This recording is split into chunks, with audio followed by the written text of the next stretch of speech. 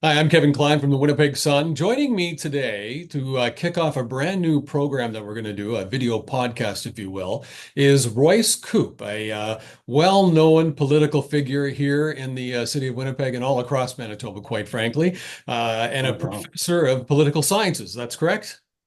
Yep, exactly. Yeah, and we're very proud to have Royce as part of the Winnipeg Sun family. And Royce and I had some discussions a couple of times to talk about how we should do a video podcast and do a roundup of what's happened in politics the last week. So I don't want to go and spend a lot of time on the introduction. That's what we're going to do for you, and we want to get right into things. And the thing that I wanted to ask you about, Royce, because a lot of people still ask me about it, and I've shared some opinions is the leadership for the PC party of Manitoba, which really will be longer than Stairway to Heaven. Yeah, exactly. It's the leadership that doesn't seem to end. Yeah, Kevin, let me say, like, I'm really proud to be a part of the Sun team as well, and really nice of you to say that. I guess about a week and a half ago, we saw the first event that featured the two leadership candidates, Wally and Aubie. It's a great go together really well, the two names. And I don't know if we're going to see, we're probably not going to have many more opportunities to see them together. Like, I don't know if there are any debates scheduled. So this was actually an important event to get to know these candidates. There's this great political scientist. I don't want to be too wonky here, but he would talk about elections. We always think about elections that they're about winning and losing. And what this guy argued is that elections are also about relationship building. When you run for office, you're building a relationship with voters. You win. What kind of relationship are you going to have? What are you going to be known for? What's that going to look like? And I think that applies to leadership contests, as well. And we really saw that the kinds of relationships that these candidates were trying to build with PC party members. For Wally, pretty clearly conservative person, conservative beliefs. He's got kind of the style. He looks like the kind of guy you walk into a Tory meeting, you see people like that. The leather jacket is a great touch. I thought, this guy would just kind of, fit most party members like an old glove. Like they'd be very familiar with it. Aubie has different strengths. Better speaker, more polished. He's got some experience under his belt as a politician now, and he's got a kind of unique experience, a really big name recognition, and I think positive name recognition. But you can see how they're both starting to build this relationship with party members, presenting themselves in different ways, presenting their strengths. And it was I think, a really nice contrast. It's hard to say, one person won, one person lost. I think it's better to say that they're presenting very different profiles, different strategies, building different kinds of relationships with BC party members. I agree with that, but I'm going to put in my own spin on this because I was there and I wrote about the fact that it was quite interesting after the Sun had covered the whole rental car kerfuffle that happened that they still haven't really addressed. And interesting that when they introduced all the former MLAs, they didn't introduce me as a former MLA. They didn't even mention that I was in the room. And I really got the feeling talking to people afterwards that they want to know what people are going to do about the issues that are going on with the party, and I have a real concern about that. And I think that what we're seeing is you're right. They're doing the typical political stuff, right? Shaking hands, kissing babies, promising the world, oh, I can help, I'm going to bring the party together. I'm going to do this. I'm going to do that. But in reality, the party is fractured. And the party is very fractured. We have the CO silica things that's still being investigated that the Premier's office telling me will be made public as soon as it comes out, and they're waiting as well. So that's going to come out. You had the election debacle and all of the bad decisions that were made during the election process. Now you have the invoices and the questionable invoices. You had the last leadership election. Nobody are talking. Neither one of them really are talking about those issues that have been going on. And dig a little deeper. I mean, Bobby Khan openly admitted, and not at that event, but he had to on paperwork, he's involved in a major lawsuit with a business partner of his, where it's upwards of $500,000 that he hasn't paid to this lady. He loses that.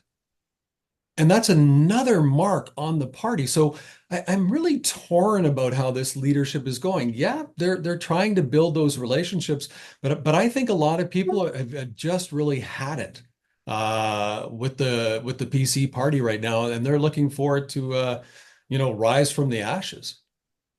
Yeah, I'd imagine that both candidates are hearing those kinds of things from party members. How are you going to reform the party? Lost the last election. What are the changes that you're going to make? I know that Wally did make some comments, but I think they were at a pretty high level. There weren't that kind of specific proposals about how to reform the party. Also, Wally came out against the party stand, the whole stand firm thing in the last campaign. He was opposed to that, and so you can see there is value to presenting yourself as a party outsider, as someone that can change things, someone that can fix things moving forward. Yeah, I mean the lawsuit, Avi's lawsuit. You want to be aware of things that are going to be the NDP is going to use against you in the future. That's something PC party members want to keep in mind. They want to balance that against the what they see as strengths of him, and in the same way Wally has some downsides. Party members kind of make those decisions. They balance the strengths and the weaknesses. That lawsuit is something I would keep in mind when they're doing that balancing. So let's talk about the party members that are going to be voting because they do have to go out and sell memberships. That's what this is all about. And I agree. Abby has that name recognition, but from a football perspective, and when I was at the event, and he talked an awful lot about his football. But when I look at the rules that are with this particular leadership, that I understand people 14 and up are allowed to vote. You don't have to be a Canadian citizen. You just have to buy a membership. I have problem with that, and especially after what's happened federally with the investigations of Chinese involvement in elections. And I'm not trying to start a conspiracy theory, but this is how these things happen. Like, I mean, you could have a group or an activist group or anybody put together sell a number of memberships to take this thing over that really truly aren't members or follow conservative beliefs and values, and that could change the party even more, and that bothers me. And am I right to be bothered by that, or am I just being outside the circle? Oh, yeah, yes, yes, and no. I think that if you went up to most Manitobans on the street, just random people, and said, 14-year-old non-citizens can vote in this race, they'd be surprised. I think most people don't realize that that's the case. Party races are not elections. You can choose different criteria. You can let young people vote. You can let non-citizens, just permanent residents, for example, vote. It can be challenging. It does, I think, open up these races to more abuse, or there's more potential for abuse in these situations. And the party needs to be aware of that, and they need to be concerned about that. I think this is a good committee that's running the race. Brad Zander is the chair. He's going to do a great job, and they need to be aware of, the possibility that that could happen.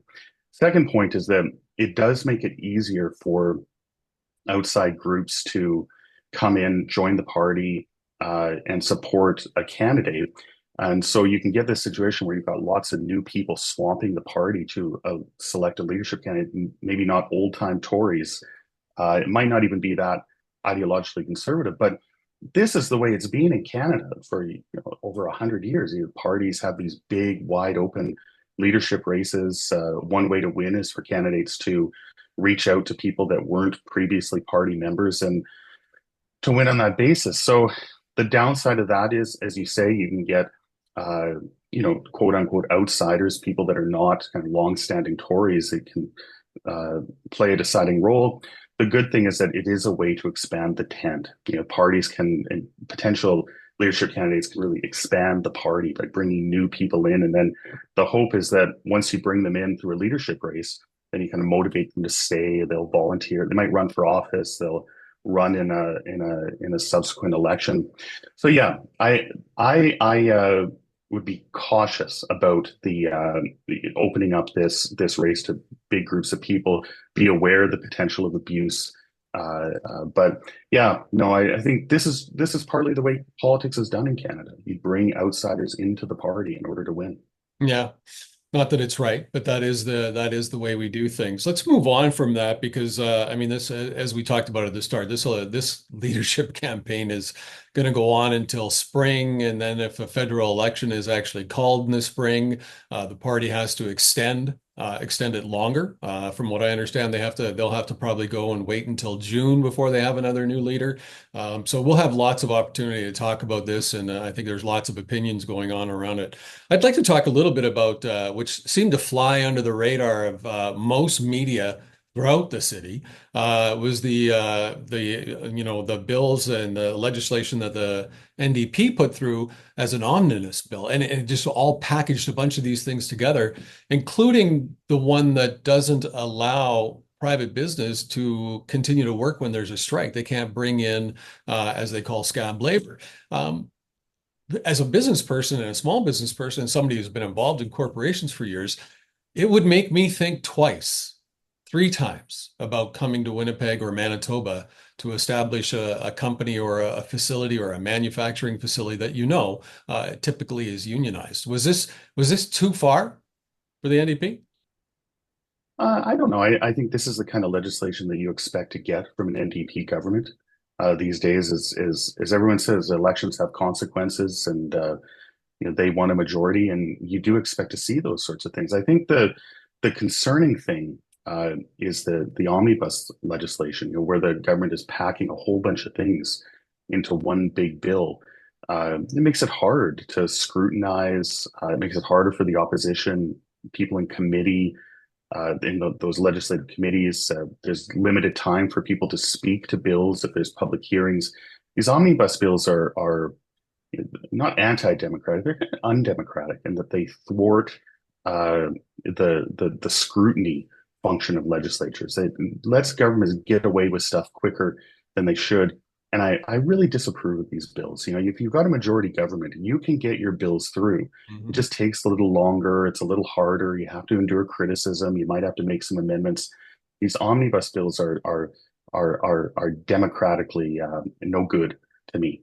But of course, it's not just the NDP. I think that the NDP's bill is particularly egregious, but it's not just the NDP. All sorts of parties, including the previous PC party, did these kinds of omnibus bills. I really wish that we would get away from this in Canada and in the provinces. Yeah, well, it's part of the political game, I guess, right? And that's what always bothered me being at City Hall and being at the province is that it really does become a game, and they'll drive as much through as they can, especially in the early part of their term, because they don't have to worry as much, and people have short memories, and I think that that's why these things happen. But time If will tell, right? I mean, they're still in a very much of a honeymoon period right now. But I can tell you from my perspective, I think that what they put through for the labor legislation is going to hurt Manitoba. I think it's going to make our corporations think twice. You're trying to attract a number of transportation companies and such to Centerport and Winnipeg. You're looking at bringing in more capacity to Churchill. Again, these are big jobs. They are for the most part unionized jobs, and corporations have to consider the risk when they're coming in to a place where you know that if a strike does happen, you're shut down. And I think that that's going to come back to haunt the Manitoba government in years to come. Yeah, I think that if there is going to be something that's particularly controversial and contentious, then it becomes all the more important for it to stand alone. For Yeah. the government to propose it, to defend it, to say this is why we want this. These are the arguments for it. And even if you get kind of beaten up in the process, that's okay. You've got a majority government. The next election, not 3 years away. There's no reason to combine all these things together. So yeah, I mean, putting a bunch of innocuous legislation together is to save time is kind of one thing, but if there's bills that actually deserve debate, deserve scrutiny, these omnibus bills become much more egregious, I think. Yeah. But again, it's a political move, right? Because you know that the other party, the opposition party, can hold certain bills back.